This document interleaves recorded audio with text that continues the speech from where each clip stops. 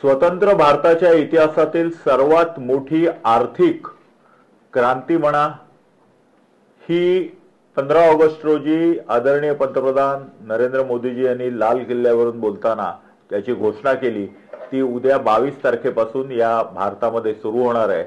GST 2.0 या नावाने प्रचलित असलेली आणि जीएसटीची वेगवेगळी कर प्रणाली आपल्याला माहित आहे 0%, 5%, 12%, 18%, 28% आणि 40% एवढ्यामध्ये विभागलेली ही जीएसटीची प्रणाली सुटसुटीत करून फक्त आता 5% आणि 18% हीच ठेवलेली आहे। 28% आणि 12% असलेली संपूर्ण कर रचना आपण रद्दबादल केलेली आहे आणि त्यामुळे साधारण 48,000 कोटी रुपयाचा रेव्हेन्यू लॉस आहे। 48,000 कोटी रुपये दरवर्षी जे सरकारी खजिन्यामध्ये मिळणार होते ते आता सर्वसामान्य माणसांच्या हाती येणार आहेत। त्याच्यामुळे अर्थव्यवहाराला आणि अर्थचक्राला गती प्राप्त होणार आहे। त्यामुळे साधारण 2 ते 3 लाख कोटी रुपयांनी आपला जीडीपी वाढणार आहे। सर्वसामान्य माणसांच्या हातात हा पैसा येणार आहे।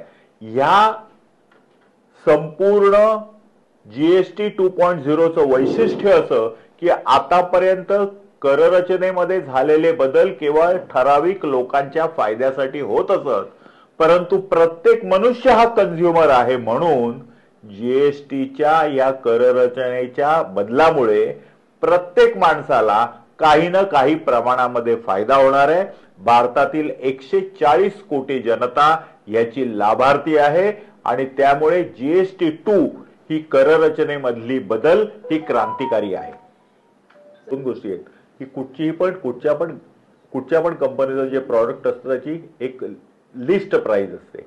ही लिस्ट प्राइस असते त्याला बेसिक प्राइस म्हणतात ज्याच्यावर जीएसटी घेतली जाते।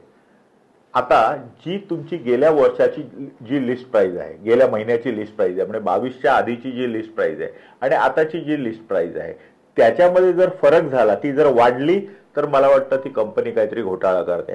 पण एकदम थंब रूलने सांगतो मी एकदम थंब रूलने ज्या समजा तुमच्या आधीच्या ह्या समजा मोबाईलवर समजा 20% ड्यूटी होती पकडून चला आणि आता ती 10% झालेली आहे म्हणजे थोडक्यात 28% ड्यूटी होती ती 18% झाली म्हणजे 10% कपात झाली। तर या मोबाईलची किंमत 10% जर कमी झाली नाही तर समजा तुम्ही त्या कंपनीने काहीतरी घोटाळा केला।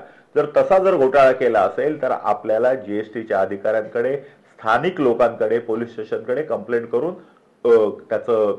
त्याच्यावर आपण योग्य ती कारवाई करू शकतो।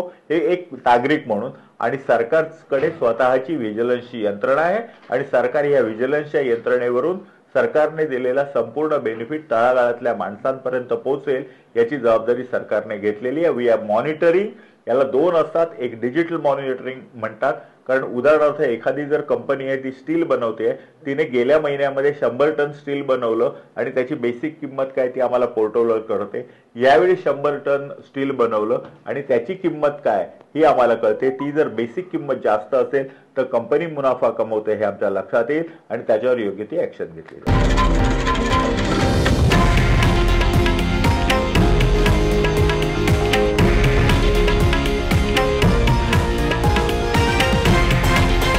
हे आहे देशातील नंबर 1 न्यूज नेटवर्क आणि आपण पाहत आहात TV9 मराठी, एकमेव।